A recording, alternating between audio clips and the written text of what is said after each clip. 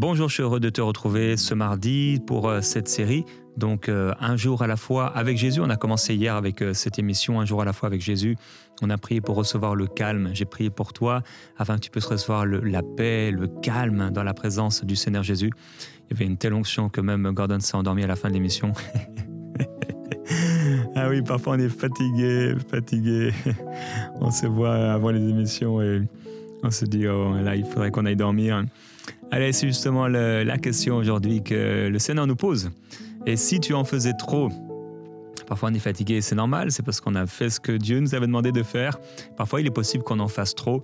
Et à travers l'histoire de Jacob aujourd'hui, on va pouvoir répondre à cette question et tu vas pouvoir répondre à cette question. Et comme chaque mardi, on va partager ensemble sur la particularité d'un personnage biblique. Et aujourd'hui, je veux partager avec toi sur cette particularité de Jacob, la tranquillité de Jacob. Jacob était en effet un homme tranquille, comme on peut le lire avec Marie dans Genèse, chapitre 25 et au verset 27.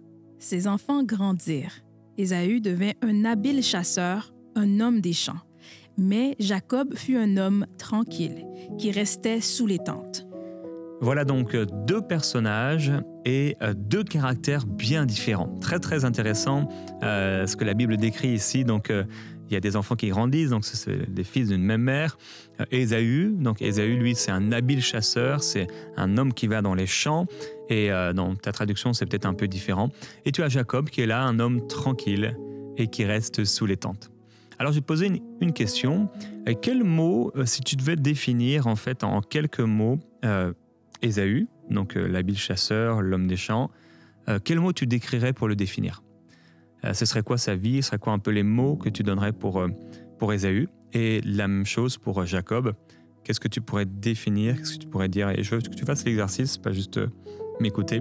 Donc Ésaü, un habile chasseur, un homme des champs, ce serait quoi les mots qui te viennent tout de suite à l'esprit ? C'est donc un habile chasseur, un homme des champs.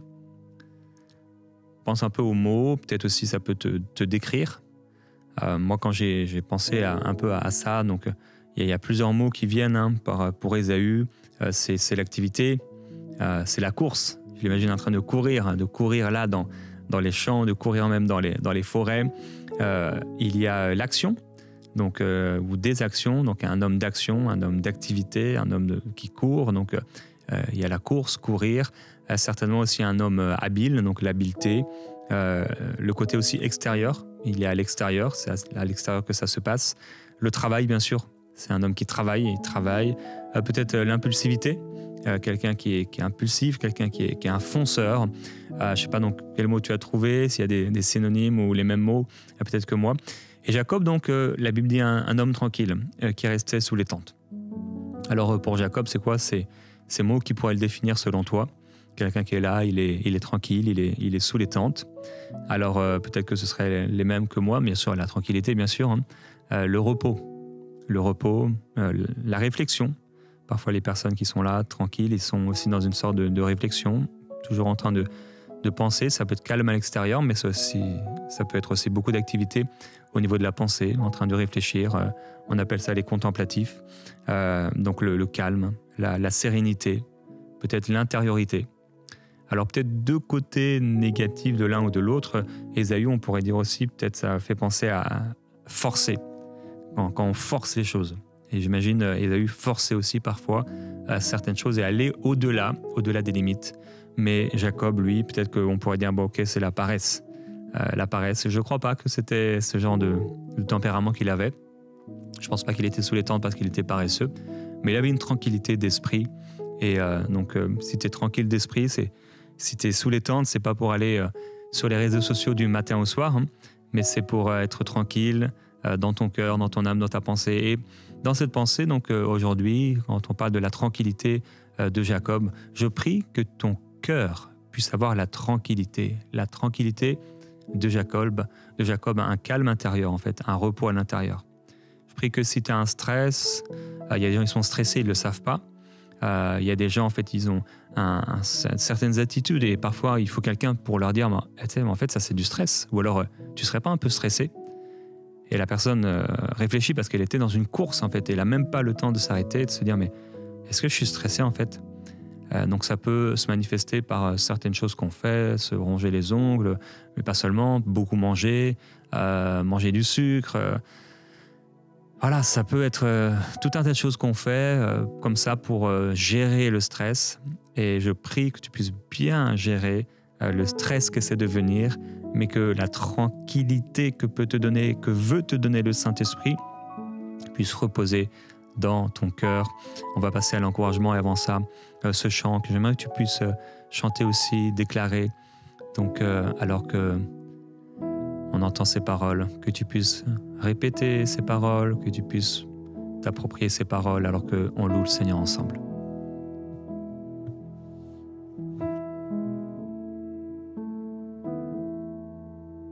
Jésus, nous te couronnons, nous te proclamons roi, présent au milieu de nous. Nous t'élevons par nos chants. Nous t'élevons par nos chants. Nous t'adorons, nous t'exaltons. Viens établir ton trône éternel. Par nos louanges, nous t'invitons. Viens Jésus, prends la place de roi. Nous t'adorons, nous t'exaltons. Viens établir ton trône éternel. Par nos louanges, nous t'invitons. Viens Jésus, prends la place de roi. Déclare encore, Jésus, nous te couronnons. Nous te couronnons, nous te proclamons roi, présent au milieu de nous. Nous t'élevons par nos chants, nous t'adorons, nous t'exaltons. Viens établir ton trône éternel. Par nos louanges, nous t'invitons. Viens Jésus, prends la place du roi. Viens Jésus, prends la place du roi. Viens Jésus, prends la place du roi. Viens Jésus, prends la place du roi. Viens Jésus, prends la place du roi. Alléluia, oui, que Jésus prenne sa place de roi dans ta vie et dans ton cœur, là à l'intérieur, dans ton âme, là où tu sens parfois la pression, et c'est également dans ta tête, que le Seigneur prenne la place du roi dans ta tête, dans ton âme, afin que tu sois calme. Et je t'encourage à pouvoir respirer un grand coup. Encore aujourd'hui, je t'encourage, s'il y a une pression qui est là, respire, respire. Alors la respiration, c'est aussi quelque chose d'important. Hein. Quand tu es stressé, on sait que parfois le fait de respirer à fond, etc., c'est pas bizarre, hein. C'est pas satanique. La respiration nous a été donnée par le Seigneur. C'est comme tu fais un effort, tu as besoin de respirer davantage, prendre de l'oxygène. Et parfois, on n'a pas le temps même de respirer, comme on n'a plus le temps de regarder au ciel. Ça fait combien de temps que tu n'as pas regardé le soleil, tu n'as pas regardé le ciel, que tu puisses regarder le ciel aujourd'hui. On va relire Genèse chapitre 25 au verset 27 avec Marie pour cet encouragement avec cette question. Et si tu en faisais trop, est-ce que tu en fais trop? Et l'exemple de Jacob. Ses enfants grandirent. Ésaü devint un habile chasseur, un homme des champs. Mais Jacob fut un homme tranquille, qui restait sous les tentes. Alors c'est possible que tu en fasses trop. C'est possible que tu fasses au-delà de ce que tu es censé faire. Beaucoup de personnes, ça dépend des tempéraments. En effet, il y a Jacob, il y a Ésaü. Ésaü, lui, c'est vraiment quelqu'un qui est dans l'activité. Quelqu'un qui est dans la performance peut-être. C'est quelqu'un qui fonce, c'est quelqu'un qui travaille, c'est quelqu'un qui se donne, c'est quelqu'un qui transpire, c'est quelqu'un qui ne voit pas le temps passer parce qu'il est tout le temps en train de travailler. Il aurait bien aimé que les journées soient de plus de 24 heures parce qu'il n'y a jamais assez en fait. Il n'a jamais assez le temps et il dit tout le temps et il répète peut-être « j'ai pas le temps ». J'ai pas le temps, j'ai pas le temps. Il a des choses à faire et en fait, il a des dossiers qui s'accumulent, peut-être même, alors que pourtant, il est en train de travailler, il est en train de faire plein de choses. Et bien qu'il fasse plein de choses, il y a encore des choses qu'il n'a pas le temps de faire. Il travaille, mais pourtant, il y a tout un tas de choses qu'il ne peut pas faire, il n'arrive pas à le faire. Et là, c'est comme ça, il y a des choses qui ne sont pas faites, alors qu'il est toujours en train de travailler et il est toujours en train de faire. Et il y a Jacob, de l'autre côté, lui, c'est l'homme tranquille. Alors c'est sûr, il est là, quand on veut le rencontrer, il est là, il est sous la tente.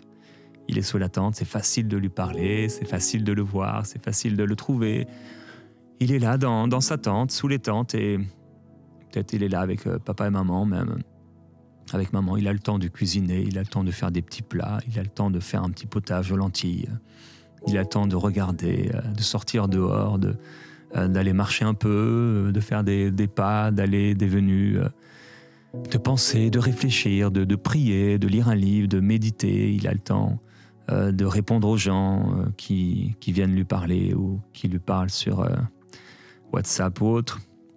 Alors, c'est deux types de caractères, deux types pas de force, oui, de personnalité aussi, mais de tempérament. Et je voudrais aujourd'hui t'encourager déjà à ne pas te culpabiliser de rester sous les tentes.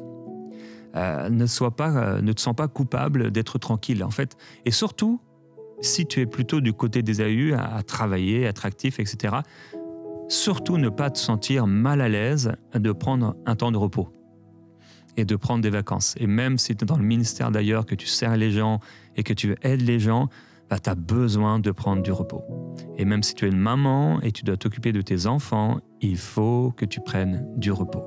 Et je prie que Dieu puisse te donner ce repos et que tu puisses avoir une aide, quelqu'un qui vient et dont tu vas pouvoir avoir confiance et qui pourra s'occuper de ton enfant, de tes enfants, pour un jour peut-être, pour 2 jours.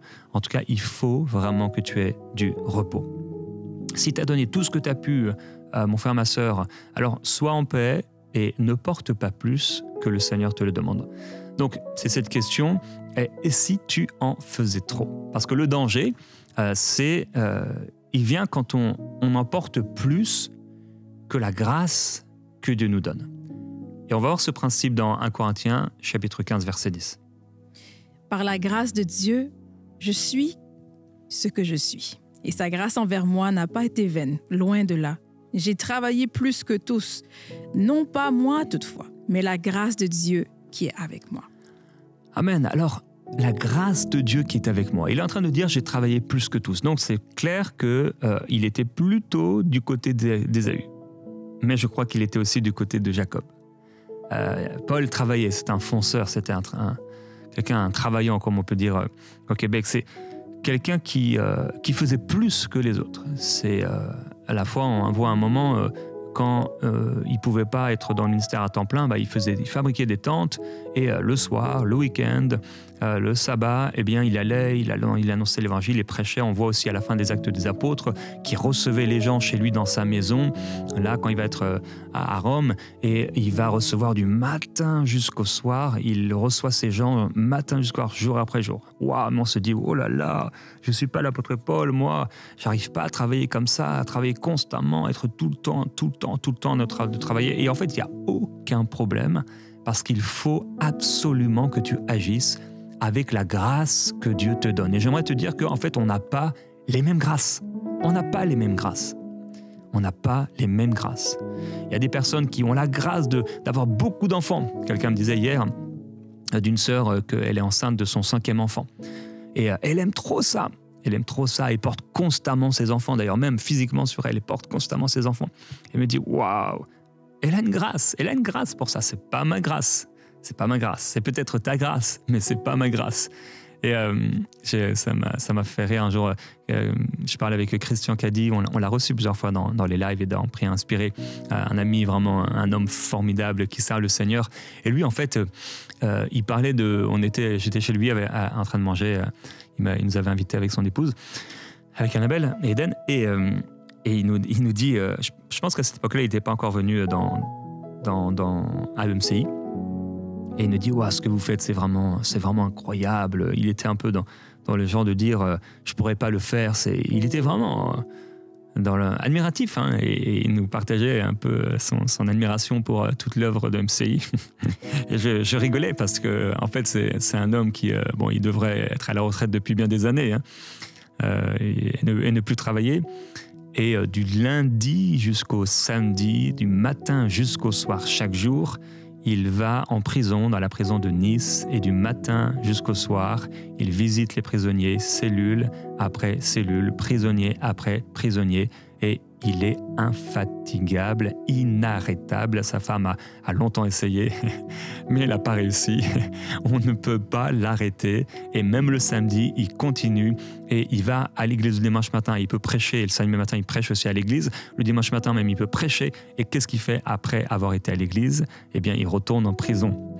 Alors, des fois, sa femme doit un peu, l'avoir un peu équilibré. Mais un homme formidable, il travaille, c'est vraiment fou, quoi. Il fait, je sais pas quoi, le nombre d'heures qu'il peut faire, mais 60 heures dans la semaine tranquille, à travailler comme ça, à écouter, et c'est fatigant, hein. Je pourrais pas, vraiment, je pourrais pas, bien sûr, si j'avais pas la grâce pour cela. Et donc, je rigolais parce que je me disais, mais c'est tranquille par rapport à ce que tu fais toi, par rapport au travail que tu fais, nous c'est tranquille. Mais c'est en fait parce que il n'a pas la grâce qu'on a et on n'a pas la grâce qu'il a. Ce qui est super important, l'apôtre Paul, il travaille plus que tous les autres, mais pourquoi il peut travailler comme ça? C'est parce qu'il y a une grâce, en fait, de Dieu sur lui. Quand je vois Michael, parce que c'est l'exemple parfait ici, je trouve,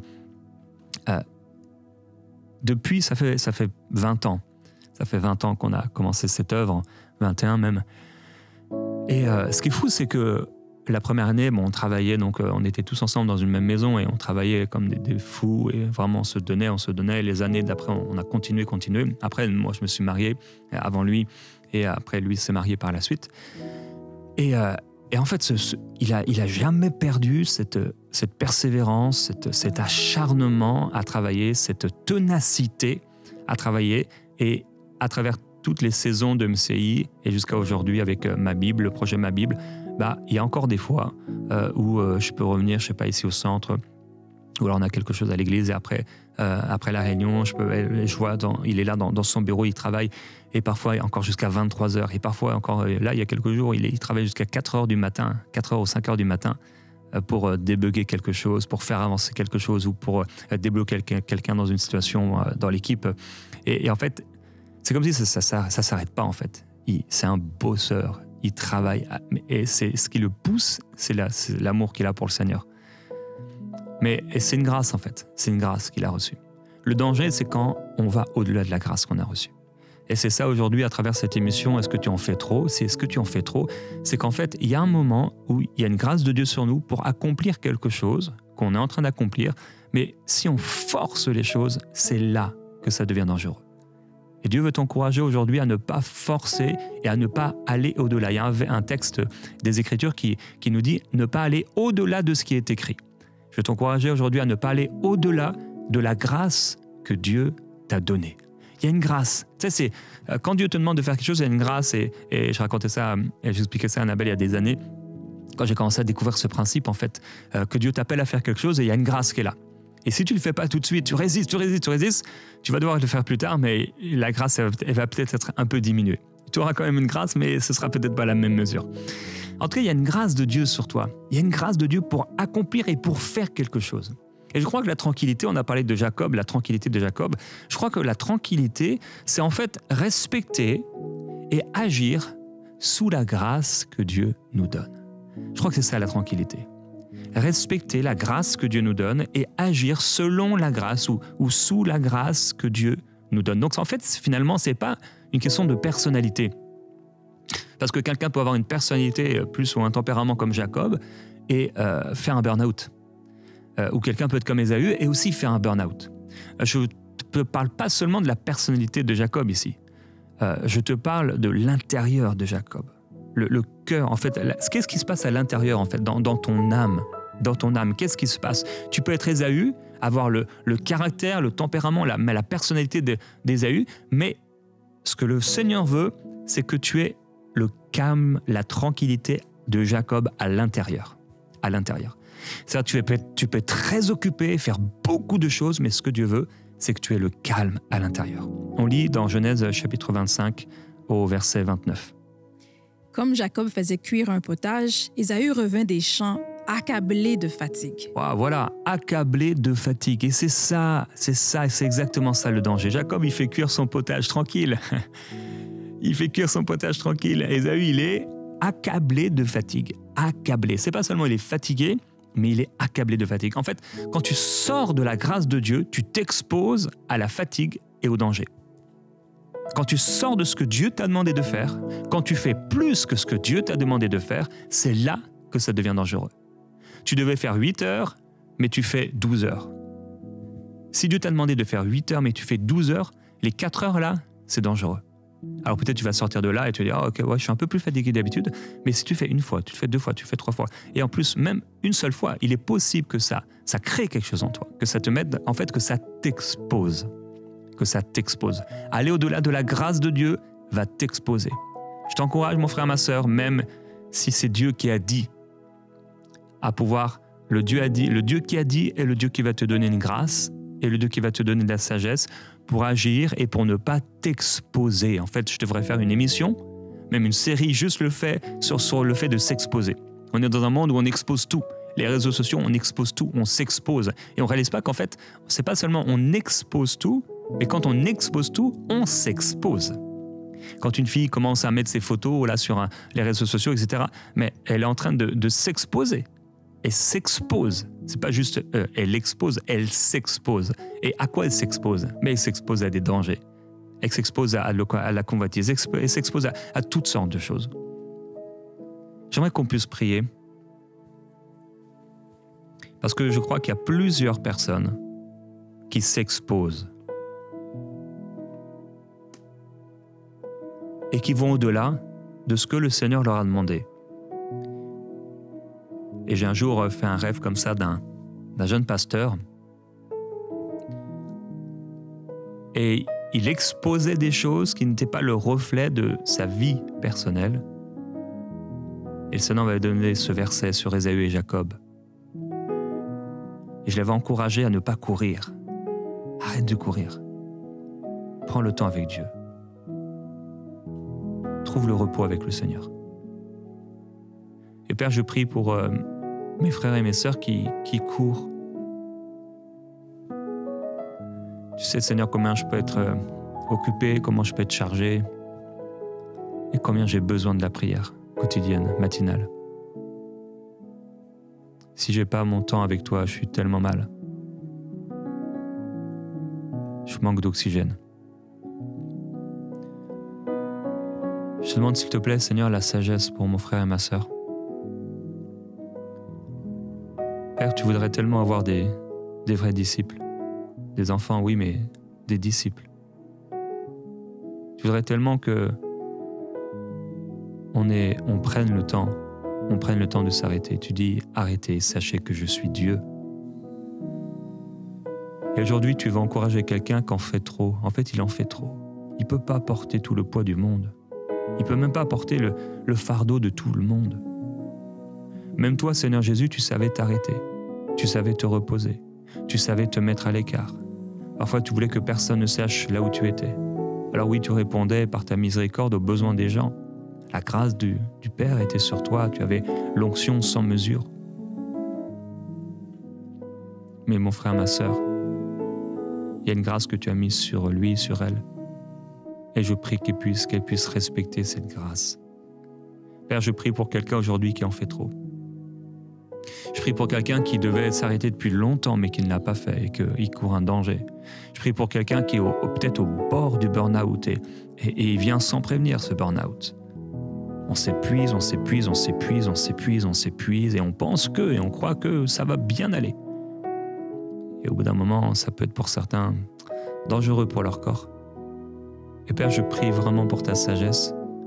C'est vrai, il y a des choses à faire, mais il y aura tout le temps des choses à faire. Et en réalité, si on mourait aujourd'hui, eh bien, les choses continueraient de tourner. Alors je te demande, s'il te plaît, pour mes frères, mes sœurs, peut-être pour des chefs d'entreprise, peut-être pour des mamans, peut-être pour quelqu'un qui a un emploi du temps chargé, un travail compliqué, ou des équipes sous sa direction, ou des grands projets devant lui, peut-être beaucoup d'études pour quelqu'un aussi, et un diplôme à passer. Tu l'appelles à pouvoir marcher sous ta grâce. Il y avait une grâce qui était chez ton serviteur Paul. Cette grâce, elle le portait. Cette grâce, elle lui permettait d'être lapidé un jour et le lendemain de se mettre à prêcher. Elle lui permettait de pouvoir marcher pendant que les autres allaient en bateau. Lui, il marchait. Cette grâce lui permettait de travailler la journée, de encore travailler le soir et même de travailler la nuit. Cette grâce lui permettait d'aller chez les gens la journée et aussi d'aller visiter des frères dans le besoin en pleine nuit, de pleurer avec ceux qui pleuraient, de pouvoir aller ici et là et sans cesse, travaillant sans cesse, travaillant sans cesse. Père, je prie pour que quelqu'un respecte sa grâce, sa capacité, son onction. Père, je prie que tu nous donnes ta sagesse pour respecter cette grâce. On n'a pas tous la même grâce. Père, tu m'as donné la grâce. Et en plus, avec les projets qui arrivent, il y a une grâce que tu peux multiplier. Je te loue, je te remercie parce que parfois, eh bien, c'est vrai, on a l'impression qu'on ne pourra pas le faire, mais tu multiplies, tu augmentes la grâce dans nos vies. Et on dit, waouh, j'ai fait tout ça. Et on veut dire, comme avec l'apôtre Paul, on veut dire, c'est pas moi qui l'ai fait, c'est ta grâce qui l'a fait. Et je t'encourage, mon frère, ma soeur, dans ce temps de prière, à pouvoir remercier Dieu en disant et en déclarant, Seigneur, en fait, c'est pas moi qui l'ai fait. J'ai cru que c'était moi, ce diplôme, j'ai cru que c'était moi, ce salaire, j'ai cru que c'était moi, toutes ces choses accomplies, j'ai cru que c'était moi. Mais Seigneur, je dis non, c'est pas moi, à pas moi la gloire, mais à toi, c'est ta grâce qui l'a faite. Seigneur, c'est ta grâce. C'est ta grâce qui me permet de faire tout ce que je fais. C'est ta grâce. Et je te loue, Seigneur, pour ta grâce. Je te remercie pour ta grâce. Je veux respecter cette grâce. Respecter cette grâce. Je veux chérir cette grâce. Père, je prie pour quelqu'un qui doit prendre du repos. Oh Seigneur, s'il te plaît, donne-lui cette grâce de pouvoir prendre du repos. Convainc-le, Seigneur, quelqu'un qui dit, ça fait longtemps même qu'il a promis à sa femme qu'à un moment, oui, ils partiront en vacances et il ne le fait pas. Ils partiront en week-end et les semaines s'accumulent et tout à coup, il est dans un tourbillon infernal de choses à faire. Je t'en supplie, Seigneur. J'appelle, comme on a vu hier, Élim, là où il y a 12 oasis et 70 palmiers. J'appelle ce lieu de repos dans leur vie, Seigneur. Et je te demande aussi de pourvoir à leurs besoins. Parce que pour certains, le repos viendra plus facilement quelque part dans une location quelque part, dans un pays quelque part, une autre région. Pour d'autres, ce sera juste à la maison, mais sans rien à gérer. Alors Seigneur, merci pour la sagesse et pour la provision. Pour mon frère et ma sœur. Père, qu'il n'y ait pas de burn-out au nom de Jésus. Que rien ne soit forcé. Je prie pour cette personne qui court comme je cours aussi si souvent. Je cours. Mais cette personne a besoin d'un cœur à cœur avec toi quotidien. Et c'est là, Seigneur, que vient le danger. Quand il ne prend plus le temps d'être avec toi et qu'il court. Le réveil doit sonner plusieurs fois et il n'a même pas le temps de se doucher, il s'habille, prend un truc à manger rapidement et il court. Seigneur, ça me fait penser, Judas, il a pris le pain dans la bouche et Satan est entré en lui. Il était là en train de se goinfrer, ou que ton peuple d'Israël qui était avec la viande dans la bouche et là, ils ont été frappés. Je prie pour quelqu'un qui est en train de manger. Il n'a même pas le temps de manger, même pas le temps de faire un bisou aux personnes de sa famille, de dire qu'il les aime, etc. Et il part comme ça, et en fait, il part tout le temps comme ça. C'est tout le temps la course, Seigneur. J'appelle ta sagesse et je te loue parce que tu as la capacité de le changer. Tu as la capacité de la transformer. Tu as la capacité de l'amener plus loin. Et je déclare, Seigneur, pour mon frère, pour ma sœur, qu'ils vont changer, qu'ils vont s'améliorer, que tu vas nous permettre, Seigneur, de marcher avec la grâce que tu nous donnes. On n'en fera pas trop, mais on fera ce que tu nous demandes. Père, nous ne voulons pas faire plus que ce que tu nous demandes. Alors nous te louons pour ce que tu nous demandes et pour la grâce qui nous est donnée pour accomplir ce que tu nous demandes. Merci pour la sagesse. Je prie, Père, qu'il y ait des choses qui soient faites, des choses claires qui soient mises en place à partir d'aujourd'hui. Dans le nom de Jésus, oui, fais-le, mon frère, ma sœur. Fais-le, fais ce que tu as à faire. Mets des choses en place dans ta vie pour ne pas en faire trop. On se retrouve demain.